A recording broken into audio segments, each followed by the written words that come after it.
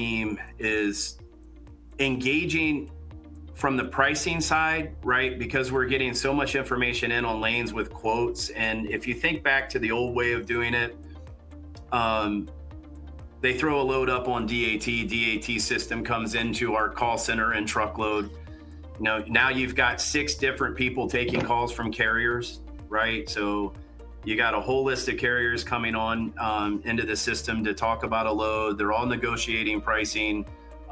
It's really just not working, right? 3 different guys get a price. Now we've got carriers that want to get the load, but they're not getting the load. I think what the technology's done and how we engage with the carriers is much different, because if they're not accepting the book it now, we're engaging them through an initial price offering. They know what we want. They know what they want to pay. And it's actually made the negotiation with the carriers much easier once we've got them on the phone, right? And what I see every day when I listen to the conversation is the conversations are much better than, hey, I'm calling on this load. Okay, hey, we want 3,200, and there's really no negotiating. They're hanging up, right?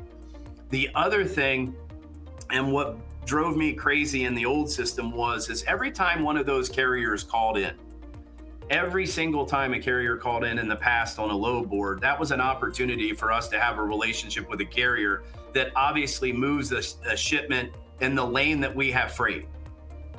But we would get the first guy to take the load, the next 10 we wouldn't do anything with.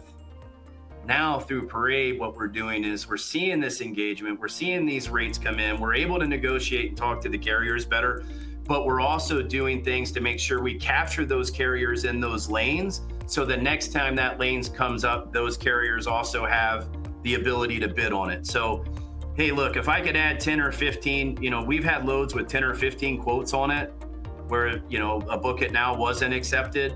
That's 10 or 15 new carriers that we could use in the future in that lane. So we're utilizing those quotes as a way to build capacity inside lane preferences.